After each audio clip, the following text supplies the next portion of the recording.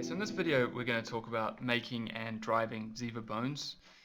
So just like with tissues, you can convert any arbitrary Maya polymesh into a Ziva bone. So what I'll do is convert this guy, the humerus bone, into a Ziva bone. So under the Ziva menu, under Add Simulation Component, this time I'll select Bone.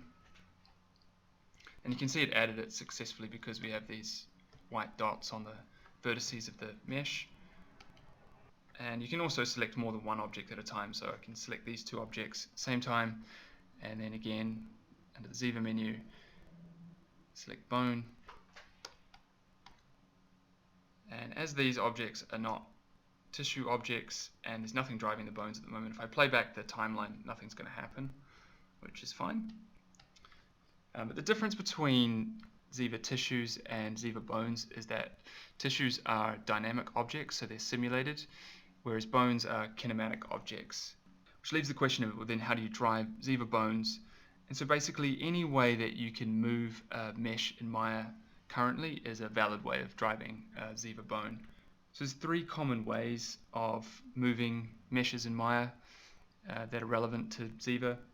The first is by manipulating the transform of the bone, whether that's setting keys, or whether it's a parent constraint, or inheriting the transform from a parent. That's the first way. The second is via a deformer, like a skin cluster or a blend shape or a lattice, that sort of thing.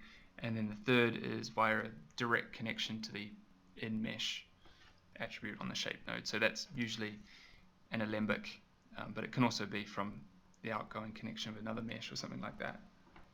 So now I can go over some typical ways of driving Ziva bones. So in the scene I've got some other bits and pieces here, so one of which is a hierarchy of animated joints. So you can see this is just a range of movement really for the upper body. And so what I do here is connect the meshes to the joint hierarchy via a skin cluster. So just select both objects and then skin, bind skin, select the joints and classic linear, that's fine, bind skin. And I'll do the same to these two down here. And now when I scrub the timeline, you can see the Ziva draw stuff on top of the bone geometry moving along as the joints animate. So that is one way. I'll just unbind the skins here.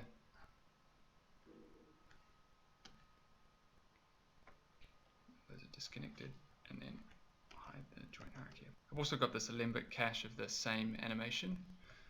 So while I could go ahead and just convert these objects to Ziva bones directly, like this, these two as well, and that's all gonna work. That's gonna be fine.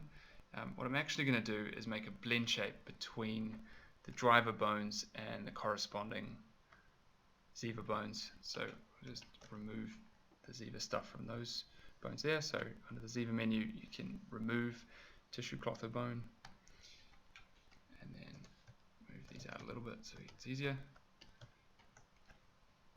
And the reason we do that, so just make them first.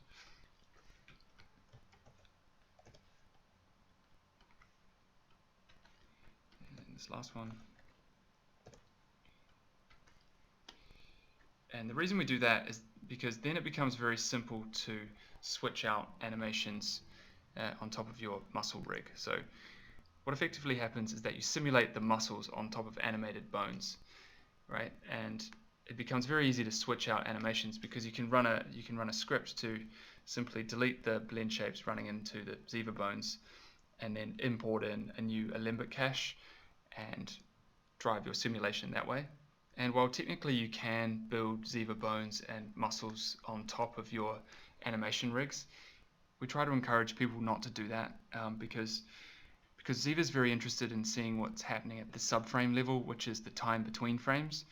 And even the most basic Maya nodes, like an aim constraint, that sort of thing, can introduce graph evaluation cycles, which can cause all kinds of problems at the subframe level. what we encourage people to do is cache out an alembic of the bone animation or the skeleton geometry, like I've done here, and then use that to drive the bones and the muscle rig. And there's a couple of advantages to that. Firstly, that the setup becomes very simple, so it's just an alembic and then a blend shape deformer straight into the Ziva bone. And then secondly is that your animation rig doesn't require a Ziva license, which is nice when it comes to production. Okay, so that should be enough to get you started with bones. In the next video we're going to look at attaching muscles to bones and muscles to muscles. Thanks for watching.